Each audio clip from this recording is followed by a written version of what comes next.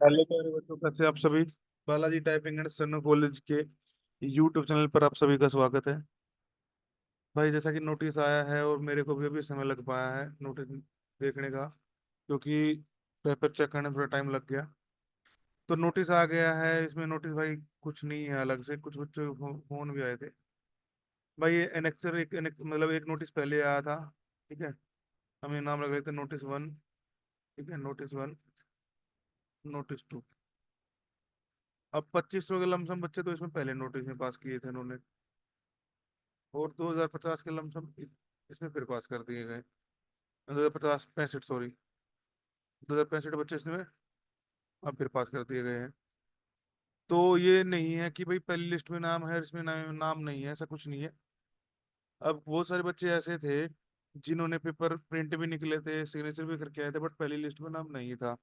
तो उन बच्चों ने मेल वेल डाली होगी।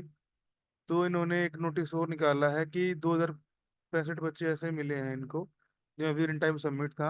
अगर वो एग्जाम देना चाहें तो एग्जाम दे सकते हैं, नहीं देना चाहें तो नहीं दे सकते हैं, कोई दिक्कत नहीं है उनको। नंबर एक बात। दूसरा बात, इन्होंने क्या किया है, जो आपका पेपर 31 तारीख, 1 तारीख और 2 तारीख को था, अब उनकी डेट बदल के इन्होंने दो डेटों में पेपर कर दिया गया है। एक तो 31 तारीख और 1 तारीख का, आपका 1 सितंबर का। ठीक है, एक तो 1 सितंबर पेपर हो गया है, एक 2 सितंबर पेपर है। अब जिसका इस लिस्ट में नाम है सेकंड में, ठीक है, पेपर अच्छा हुआ है, अगर वो देना चाहें तो इच्छा है उनकी एग्जाम दें, नहीं देना चाहे तो ना दें, कोई दिक्कत नहीं है। ठीक है, वो आप लोगों पे डिपेंड करेगा। दूसरा, इन्होंने क्या कह दिया कि नॉर्मलाइजेशन, जो आपको 7 तारीख में मैक्सिमम बच्चे मिल गए हैं, तो नॉर्मलाइजेशन नहीं करेंगे, ये लिखा हुआ है, देखो। Since sample size of the candidate are not similar. ठीक है, मतलब नोटिस वन आया है और नोटिस टू आया है। ठीक है, तो इन बच्चे कहीं ये डिमांड ना करने लग जाए कि जी हमारा नॉर्मलाइजेशन करो, तो नहीं होगा भाई। ठीक है, तो जो रीटेस्ट होगा उसके साथ तो भले ही नॉर्मलाइजेशन हो जाए, बट जो पहली लिस्ट और जो सेकंड लिस्ट आई है उसका नॉर्मलाइजेशन नहीं होगा, उसके लिए नोटिस डाल दिया गया है। और नोटिस में कुछ नहीं है। ठीक है, अब आप लोगों को इच्छा है एग्जाम देना चाहो तो दो, नहीं देना चाहो तो ना दो। हाँ, जिस दिन बच्चे के नंबर एग्जाम में 70+ बन रहे हैं, वो रहने देना भाई। ठीक है, और कोई बच्चा ऐसा है 60 65 की रेंज में है, तो आप लोगों को और एग्जाम देना चाहिए। ठीक है, अब देख लेते हैं भाई, आज जो टेस्ट हुए थे ऑनलाइन वाले बैच के, 1 से 2 और 6 से 7 के, उन्हीं टेस्ट का सोल्यूशन देख लेते हैं आगे। ये बच्चे की सीट चेक हो रखी है।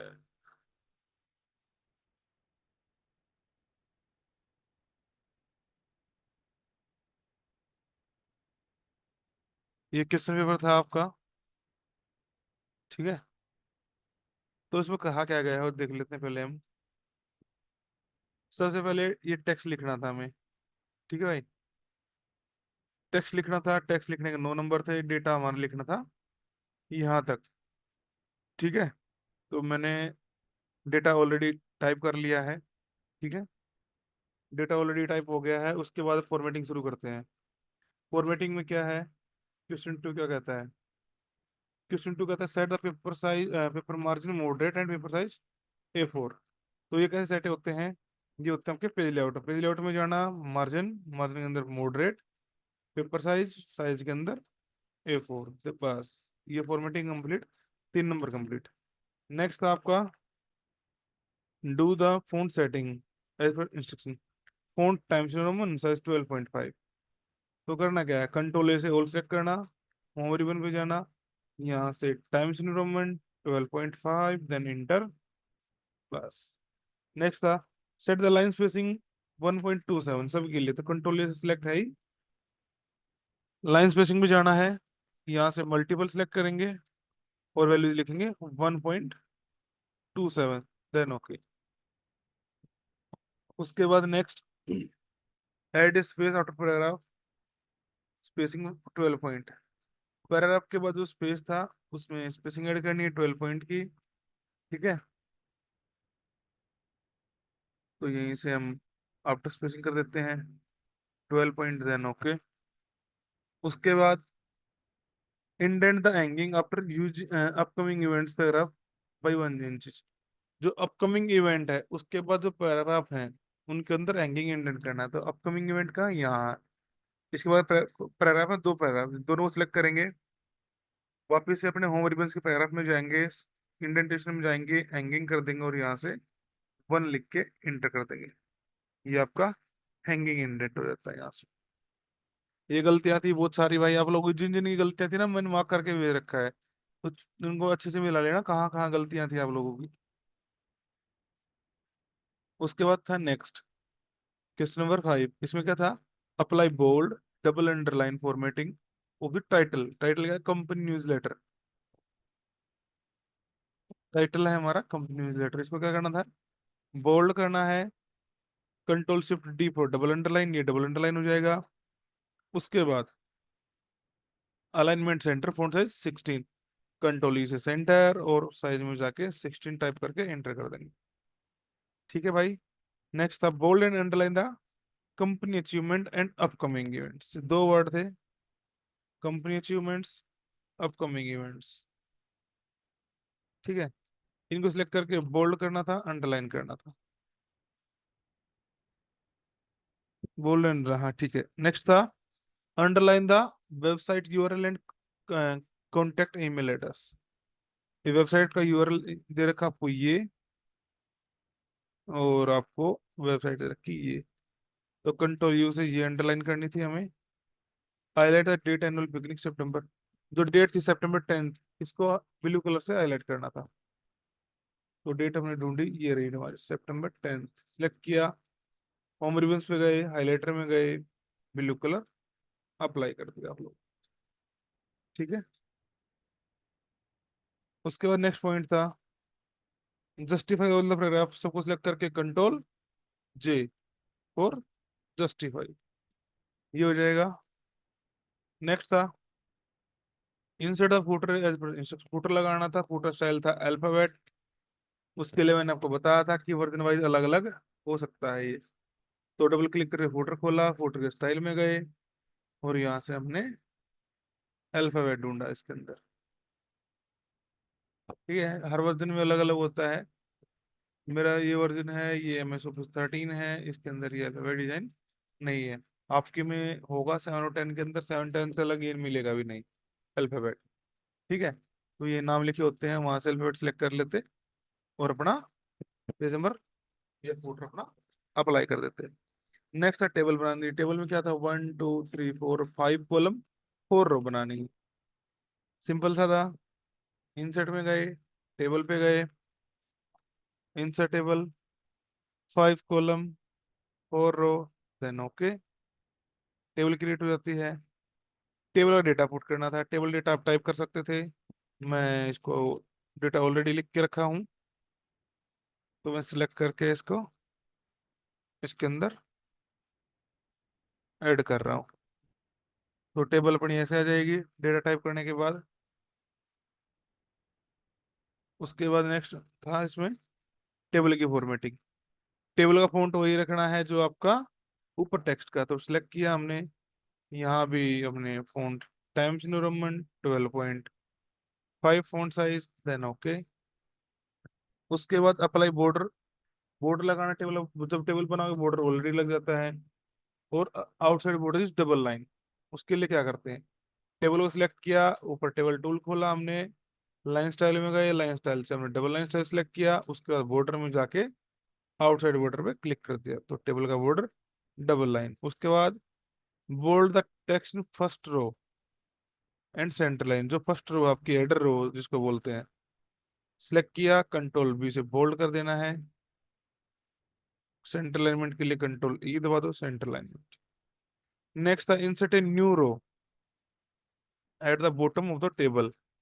टेबल के नीचे एक नई रो बनानी है, मर्ज करना है, और मर्ज सेल के अंदर लिखना है टोटल परफॉर्मेंस रिपोर्ट, ये वाला total performance report.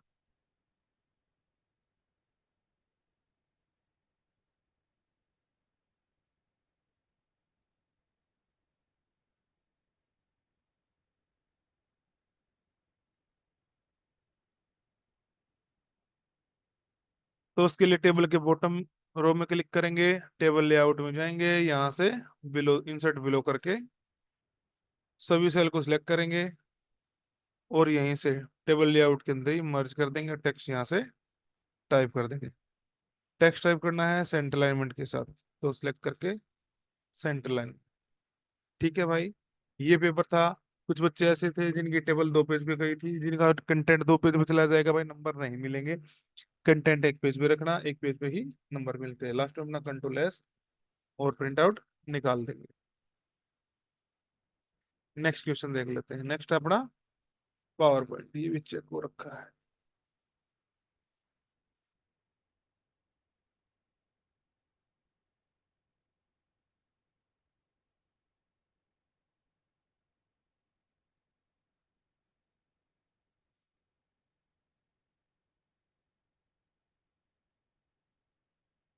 Power point भाई, डेटा मैंने ऑलरेडी लिख रखा सबका।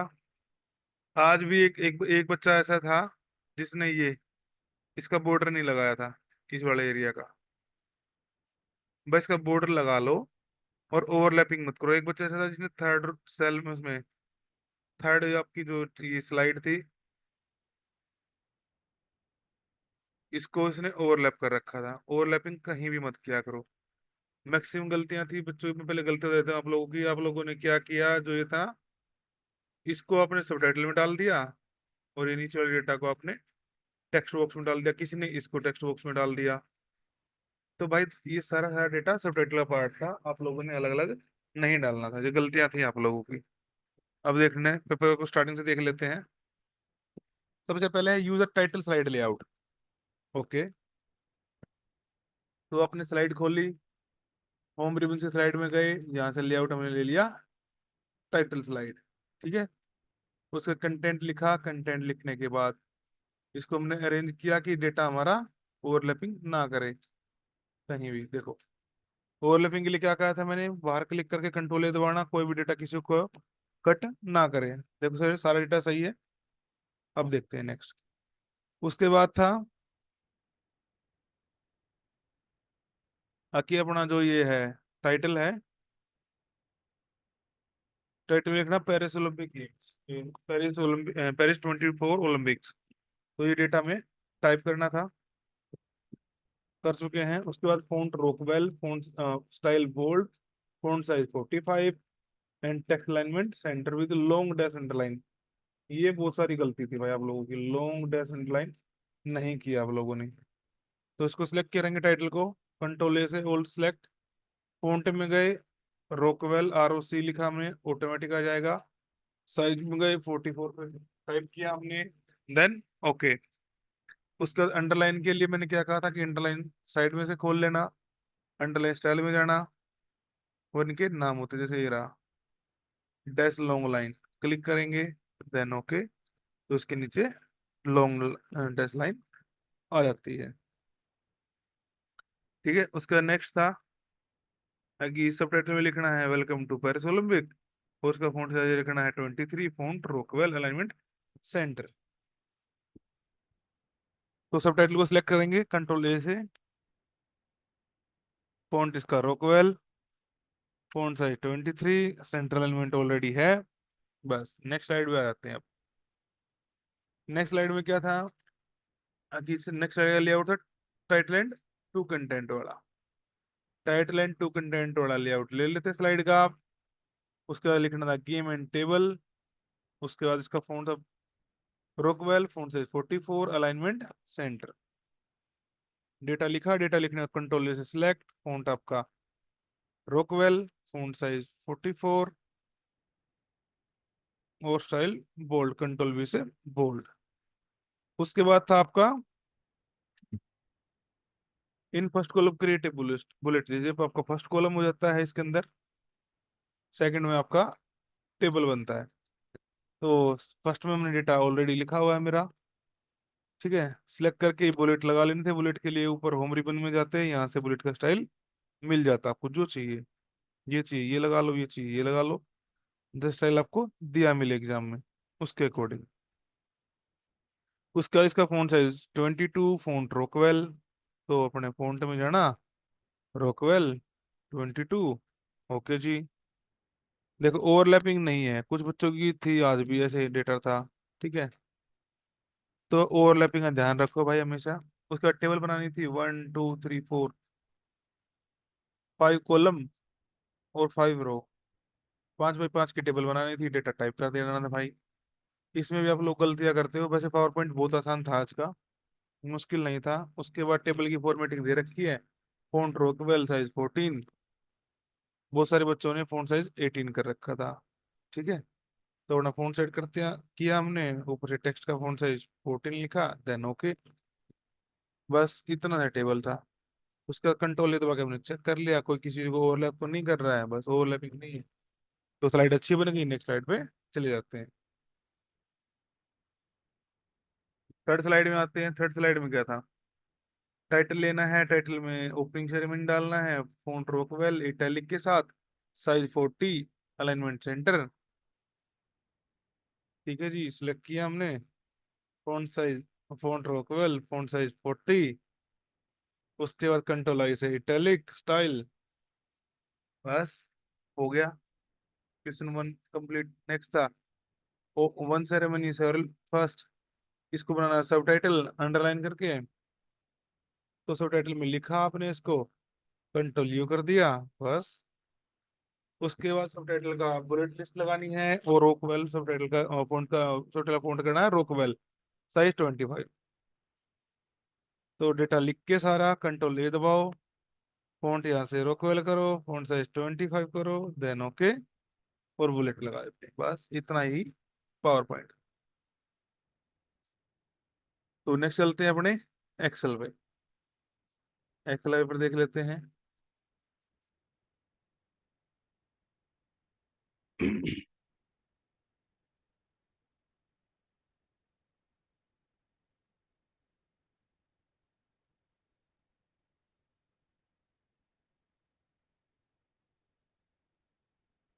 एक्सेल देखो भाई,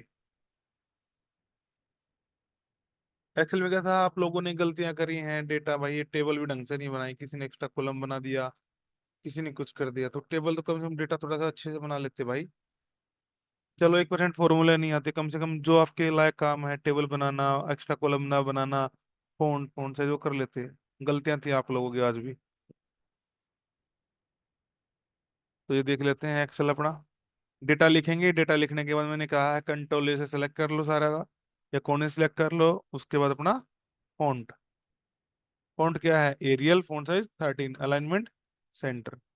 ठीक है जी, सिलेक्ट किया, फॉन्ट में गए, एरियल, फॉन्ट साइज अपना 13, 13 यहाँ मैंने टाइप कर दिया। उसके बाद सेंटर अलाइनमेंट अप्लाई कर दिया। ठीक है, डेटा से कट गया, का डेटा कटना नहीं चाहिए। पहले वाले टेस्ट में यही समझाया था, आज भी समझा रहा हूँ, डेटा कहीं से भी कटना नहीं चाहिए भाई, कोई भी।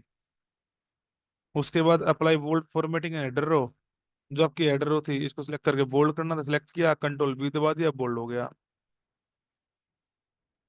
उसके बाद था showed the show the data by product as ascending order, data जो प्रोडक्ट के अनुसार असेंडिंग ऑर्डर सिलेक्ट करने हैं यहाँ से। उसके बाद कहा था कि होम रिबन्स के एडिटिंग में जाना, शॉर्ट एंड फिल्टर पे क्लिक करना, असेंडिंग ऑर्डर मतलब A to Z, A to Z पे क्लिक किया, देन ओके। तो आपकी टेबल शॉर्ट हो जाती है, पहले ए वाले डेटा, फिर बी वाला, फिर सी वाला। उसके बाद resize the column and row, data is visible. इस तरह से अरेंज करना कि रो और कॉलम को, ताकि डेटा विजिबल रहे, कोई डेटा कहीं से कटे नहीं। ठीक है, उसका बॉर्डर लगाना था, तो सिलेक्ट करके, सिलेक्ट किया, बॉर्डर में गए, ऑल बॉर्डर। उसके बाद यहाँ क्लिक किया, कंट्रोल दबा के यहाँ, कंट्रोल दबा के यहाँ, उसके बाद यहाँ से भी ऑल बॉर्डर, बस सिंपल सा डेटा था। आगे चलते फॉर्मूले में भाई। फॉर्मूले में क्या था, calculator total sale of each item, price and quantity का मल्टीप्लाई करना है टोटल कॉलम। ठीक है जी, equal to, bracket open, quantity into price, bracket close, enter. उसके बाद वैल्यूज को ट्रैक कर देना था। सेकंड में क्या था कि calculate total of budget A B C using समी फॉर्मूला, मैंने फॉर्मूला लिख के भी दे दिया, सम इफ लगेगा, फिर भी आप लोगों ने नहीं किया। कुछ बच्चों ने सम कर दिया वैसे ही, एक डेटा सिलेक्ट कर लिया, कुछ किसी ने कुछ किया। भाई ऐसे नहीं लगता, ये लगाना था ऐसे। फॉर्मूला देख लेते हैं हम, equal to sum if, sum if bracket open, उसके बाद प्रोडक्ट की रेंज सिलेक्ट, कोमा प्रोडक्ट का नेम,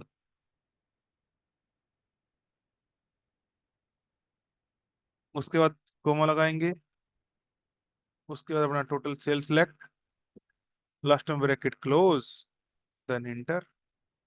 ये आ गया आपका ए का। फॉर्मूला कॉपी करो, यहाँ पेस्ट करो, यहाँ कॉपी करो, यहाँ पेस्ट करो, करना कुछ नहीं होता। ठीक है, एक बार लगा ही दिया था, B2 से लेके B10, ठीक है, और E2 से लेके E10। यहाँ कॉपी करना, एडिट कर लो, B2 से लेके B10, बजट ए की बजाय लिख देते हैं हम यहाँ B, और ये भी E2 से लेके अपना E10। ठीक है, या तो लिख लो, लिख नहीं सकते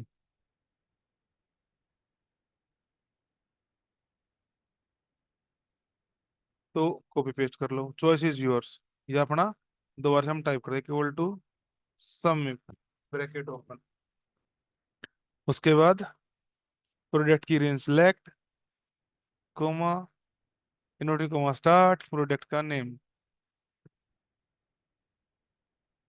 inverted comma close, comma total sale की रेंज सिलेक्ट, ब्रैकेट क्लोज, और enter.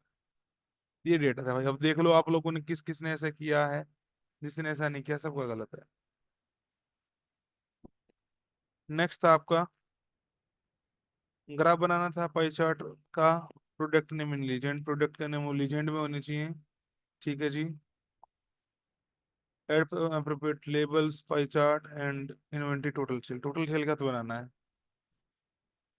Product name select, control दबाए रखेंगे, टोटल सेल सिलेक्ट, उसके बाद इंसर्ट बटन पे क्लिक करते हैं, पाई पे जाते हैं, पहले वाले लगा, और उसको उठा के इसके नीचे ऐड कर। ठीक है, बस, और कुछ नहीं करना था, इतना ही पेपर था, सिंपल सा। ठीक है भाई, अगर फिर भी कोई डाउट रहे तो भाई अपना मैसेज करके टेलीग्राम पे पूछ लेना। मिलते हैं नेक्स्ट वीडियो में नेक्स्ट सोल्यूशन के साथ।